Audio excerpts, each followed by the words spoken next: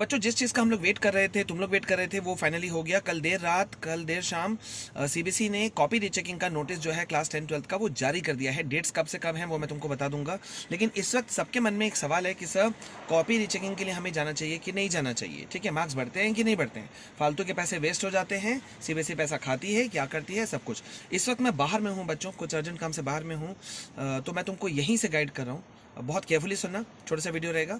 देखो बच्चों, एक चीज़ मैं तुमको बता दूं कि इस बार सीबीएसई के चीफ एग्जामिनेशन कंट्रोलर ने खुद कह दिया कि भाई साहब जो हमने कॉपी चेकिंग की है वो थर्ड पार्टी से करवाइए। अब थर्ड पार्टी से करवाइए, हालांकि सीबीएसई कह रही है कि कॉपी चेकिंग करवाने से पहले उन टीचर्स को ट्रेनिंग दिया गया, बताया गया कि कैसे कॉपी चेकिंग होती है, वगैरह वगैरह, बहुत सारी चीज़ें। उसके ऊपर हम डिस्कस करेंगे, पैनल पे बैठ के डिस्कस करेंगे, वहाँ सामने दिखाएंगे तुमको क्या क्या सीबीएसई ने कहा है। लेकिन इस वक्त अगर तुम मुझसे पूछोगे कि सर कॉपी रीचेकिंग के लिए जाना चाहिए कि नहीं जाना चाहिए, तो I will suggest you all कि भाई तुम्हारे पास ऑप्शन नहीं है। ठीक है, थर्ड पार्टी असेसमेंट हुआ है तो मतलब चांसेस है तुम्हारे मार्क्स बढ़ जाएं। ठीक है, third party new teachers involve हुए हैं, मे बी तुम्हारे साथ में गड़बड़ी हुई हो, जो कि मुझे तो लगता है कि हुई होगी, क्योंकि लास्ट ईयर भी मैंने देखा था जब हमने आवाज़ उठाया, बच्चों को कॉपी रीचेकिंग करवाने के लिए बोला, मैंने बहुत सारों को बोला था, तो 25 से 30-30 नंबर तक बढ़े हैं। ठीक है, लेकिन डेफिनेटली वो उन बच्चों के ही बड़े होंगे, डेफिनेटली, ये तो कॉमन सेंस की बात है कि जिन्होंने लिखा था। अब अगर किसी स्टूडेंट ने लिखा ही नहीं है तो उसको मालूम है उसका मार्क्स क्या आया।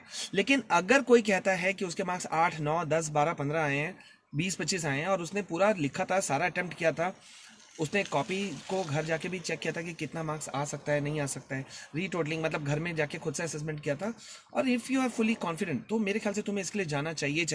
ठीक है, मार्क्स बढ़ते हैं कि नहीं बढ़ते हैं उस पर हम डिस्कस करेंगे, लेकिन फिलहाल तुम्हें ये जाना चाहिए। तो अभी मैं तुमको बता दूं, क्लास 12 के लिए पोर्टल जो है वो ओपन हो चुका है। मैंने अभी एक चिट पेपर में लिखा है। 12th का जो ऑनलाइन पोर्टल है वो शुरू हो चुका है 21 मई से, यानी कि कल से शुरू होगा।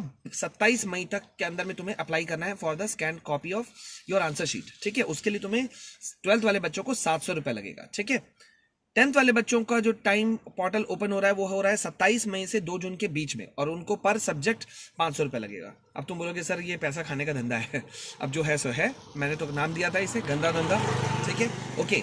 कॉपी आंसर शीट पाने के बाद में, स्कैंड कॉपी पीडीएफ मिलने के बाद में, तुम उसे रीचेक करने के बाद में तुम अगर चाहो तो चैलेंज कर सकते हो, और चैलेंज के लिए तुम्हें 28 मई से 3 जून 12th वालों को टाइम मिलेगा। उसमें तुमको पर सब्जेक्ट तुमको 500 लगेगा प्लस 100 रुपीज़ क्वेश्चन।